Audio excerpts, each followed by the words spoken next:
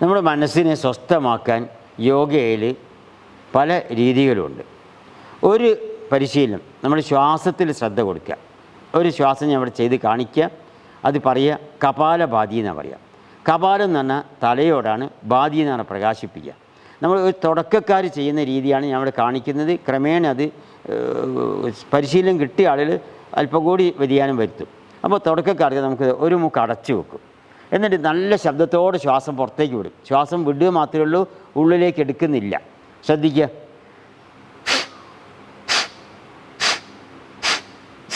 ശ്വാസം ദീർഘമായി എടുക്കുക, കൈ താഴ്ത്തി വെക്കുക, അല്പനേരം കണ്ണടച്ച് സ്വസ്ഥമായ അവസ്ഥ അറിയുക. ഇതേപോലെ ഇടതുഭാഗം ചെയ്യാം. ആദ്യം നമുക്കൊരു 10 തവണ ചെയ്യാം, പിന്നെ വേണമെങ്കിൽ അല്പം കൂടി വർദ്ധിപ്പിച്ച് ഒരു 20 തവണ ചെയ്യാം, പിന്നെ കുറച്ചുകൂടി പരിശീലനം കിട്ടി 30 തവണ ചെയ്യാം. കുറച്ചുകൂടി പരിശീലനം കിട്ടിയ കൈ രണ്ടും നമുക്ക് കാൽമുട്ടിൽ പതിച്ച് മൂക്ക് അടച്ചു വെക്കാതെ തന്നെ ശ്വാസം പുറത്തേക്ക് വിട്ടുകൊണ്ടിരിക്കുക. അവസാനിപ്പിക്കുമ്പോൾ ശ്വാസം ദീർഘമായി എടുക്കുക. ഈ പരിശീലനത്തിന് കപാലഭാതി എന്നാണ് പറയുക. നമ്മൾ തലയുടെ ഉൾഭാഗത്ത് വളരെ ശാന്തമായ ഒരവസ്ഥ ഉണ്ടാക്കിയെടുക്കാൻ സാധിക്കും. മനസ്സ് വളരെ വേഗം ശാന്തതയിൽ എത്തിക്കാൻ സാധിക്കും. ഈ ഒരു ചെറിയ സമയം ആവശ്യമുള്ളൂ മനസ്സിനെ സ്വസ്ഥതയിൽ എത്തിക്കാം.